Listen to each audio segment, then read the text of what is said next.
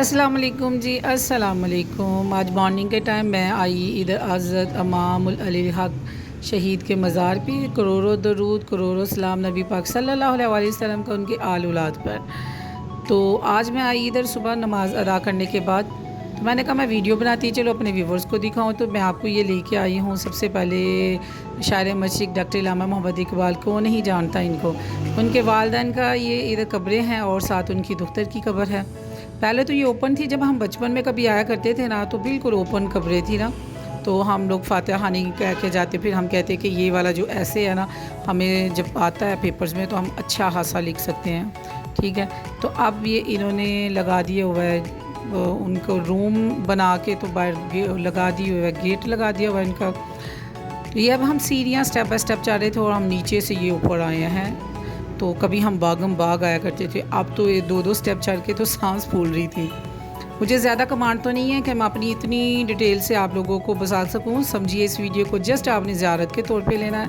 ज़ियारत कीजिएगा और अल्लाह ताला से दुआ मांगिएगा। और ये देखिए, जो दुनिया में नेक काम करते हैं मरने के बाद उनके नाम ज़िंदा रहते हैं। कहीं आए दुनिया में कहीं चले गए, हम तो उन्हीं के ज़िंदा है जो दुनिया में कोई काम कर गए।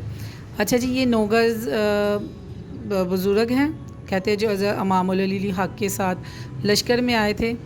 तो ये जो दरख्त है इसके बारे में कहते हैं बहुत फेमस है कि अगर आपके बच्चे को बुखार हो रहा है और बुखार का आराम नहीं आ रहा, तो इसकी लकड़ी अगर बच्चे के गले में डाली जाए और उसके आराम आने के बाद इसी लकड़ी को वापस इसी जगह पे ला कर रखा जाए, फिर इस जगह पे मीठी चीज़ को बांटा जाए, या रोटियां बना के बांटते हैं, उसको रोट कहते हैं। ठीक है, तो फिर आराम आ जाता है।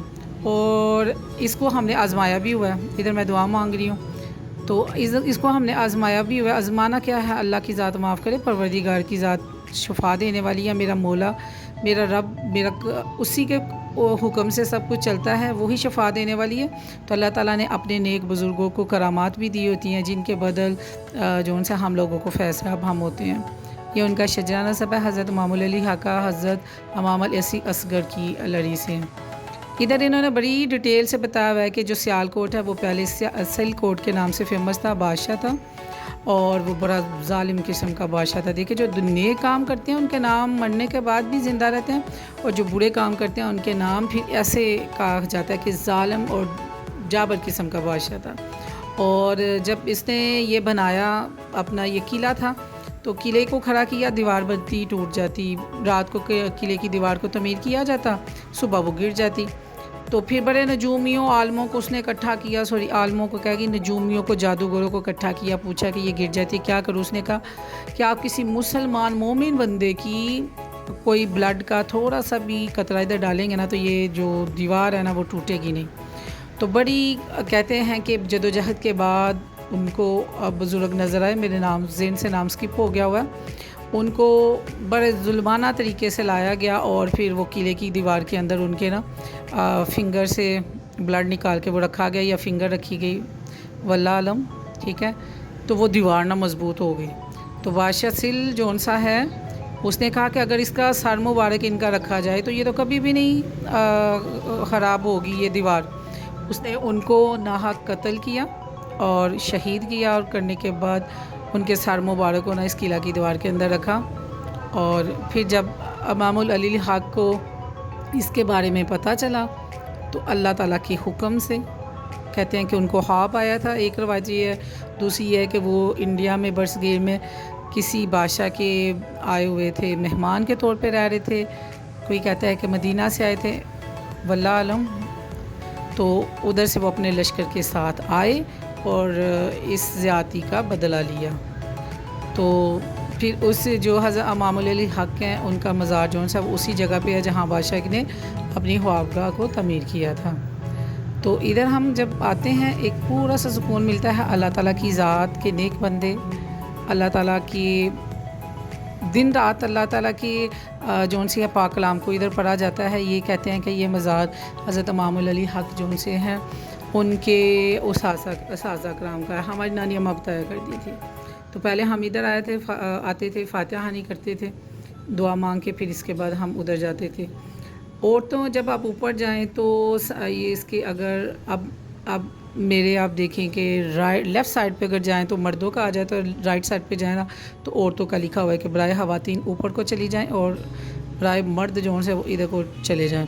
اور تھوڑا سا نمک ادھر سے لیا. اب نمک کی کیا کہانی ہے کیا نہیں بھائی, تبرک ہے, اللہ تعالیٰ کا رزق ہے, ایز اے تبرک کے طور پر اس کو کھایا جاتا ہے.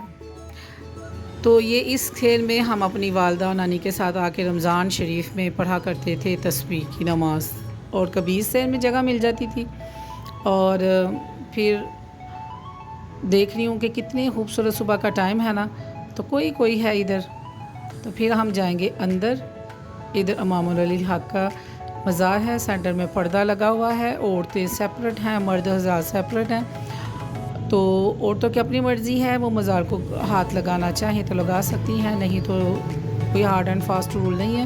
ورنہ انہوں نے سارا مزار اس سائڈ پہ ہے اور ادھر انہوں نے پردہ لگایا ہوا ہے. ٹھیک ہے, ادھر اوپر قرآن پاک یاسین وغیرہ رکھی ہوئی ہیں. تو پھر آنے والے تمام مہمان ادھر آتے ہیں اور قرآن خوانی کرتے ہیں, اور اللہ تعالیٰ سے, اللہ تعالیٰ کے نیک بندوں کا وسیلہ مانگ کر اللہ تعالیٰ سے دعا مانگتے ہیں.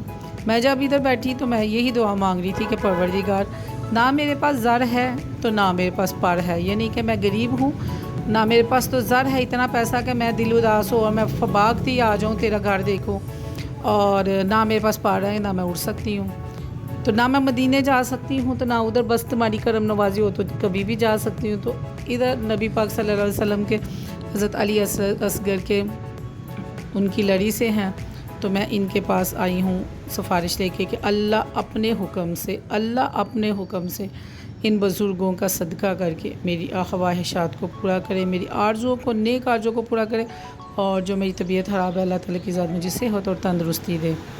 سوچا میں ویڈیو بنا لوں, تو پھر میں نے ویڈیو بنائی. میں نے کہا میرے ویورز جون سے ہیں, میری بہنیں ہیں, وہ دیکھ سکیں اور زیارت کر سکیں.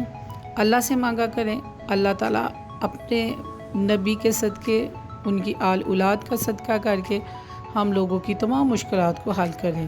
ادھر قبرستان بھی ہے, ادھر سے ساری زیارت کرنے کے بعد ہم نیچے جا رہے ہیں.